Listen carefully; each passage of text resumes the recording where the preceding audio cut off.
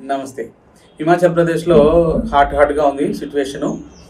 So, అక్కడ government పడిపోయేటట్టుగా కనపడతా ఉంది. ఇదంతా గందరగోళము. మెయిన్‌గా ఈ రాజ్యసభ ఎన్నికలు వచ్చినప్పుడు బీజేపీ వాళ్ళకి 6 కాంగ్రెస్ వాళ్ళు సపోర్ట్ చేశారు. 3 ఇండిపెండెంట్లు, 6 కాంగ్రెస్ వాళ్ళు సపోర్ట్ చేసేటప్పటికి బీజేపీకి 25 + 3 28 + 6 34 అయిపోయారు. మొత్తం 68లో వాళ్ళు కూడా 40 నుంచి 6 తగ్గేటప్పటికి 34 ఓట్లు పడ్డాయి కాంగ్రెస్కి. సో, ఈక్వల్ అయ్యేటప్పటికి టై వచ్చేటప్పటికి టాస్ వేశారంట. సో, బీజేపీ క్యాండిడేట్ గెలిచిపోయాడు. అయితే దాని తర్వాత ఈ 6 డిస్మిస్ చేశారు. యాక్చువల్గా ఈ ఓట్ వేసినందువల్ల డిస్మిస్ చేయడానికి లేదు, అంటే యాంటీ డిఫెక్షన్ లా కింద ఇంకొక ఏదో సదస్సు ఏదో పెట్టి విప్ జారీ చేస్తే వీళ్ళు వెళ్లకుండా హోటల్లోనే ఉన్నట్టున్నారు. సో, దానికోసం అని చెప్పని వీళ్ళని యాంటీ పార్టీ వర్కర్స్ దేని కింద వాళ్ళని డిస్మిస్ చేస్తారు. సో, 6 కాకుండా ఇప్పుడు 6 తగ్గిపోతే అసెంబ్లీలో ఇప్పుడు 68 నుంచి 62కి వచ్చేస్తాయి. సో, మెజారిటీ వచ్చి 32 కావాలి. 31 50 మార్కు. సో, 32 వస్తే బీజేపీకి ఇప్పుడు 28 సపోర్ట్ ఉంది.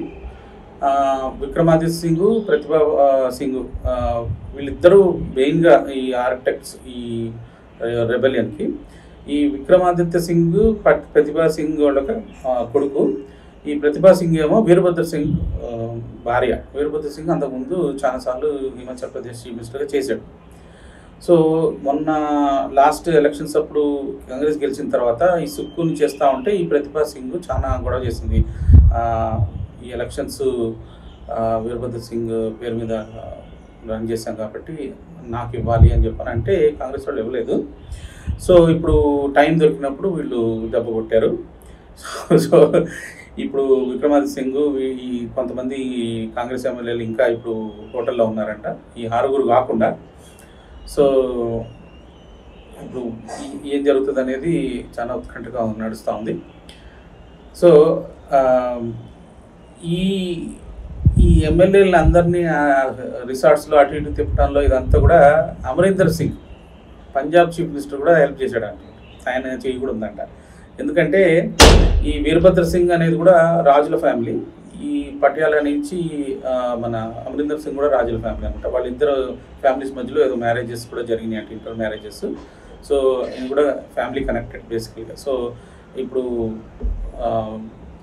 అమరీందర్ సింగ్ బీజేపీలో జాయిన్ అయిపోయాడు కదా, తర్వాత ఆయన్ని తీసేసిన తర్వాత చీఫ్ మినిస్టర్ నుంచి. సో, ఇప్పుడు ఆయన కూడా బీజేపీకి సపోర్ట్ చేస్తూ అక్కడ గవర్నమెంట్ పడేయడానికి చాలా సహాయం చేస్తున్నాడని చెప్పి అంటున్నారు. సో, ఇప్పుడు అక్కడ గవర్నమెంట్ కనుక పడిపోతే 2 గవర్నమెంట్లు ఉంటాయి మొత్తం ఇండియా మొత్తంలో. 28 రాష్ట్రాలు, 8 మన యూనియన్ టెరిటరీలు, వీటిలన్నింటిలో కలిపి 2 రాజ్యాలు కాంగ్రెస్కి. సో, తెలంగాణ, కర్ణాటక. సో, మొన్న తెలంగాణ ఎలక్షన్స్ కూడా కర్ణాటక నుంచి ఫండ్స్ వచ్చినాయి.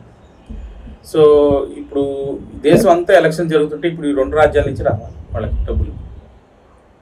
సో, మన 2 రాజ్యాల నుంచి మన డబ్బు చాలా మార్కు కాంగ్రెస్ పార్టీ డిమాండ్ చేసే అవకాశం ఉంది.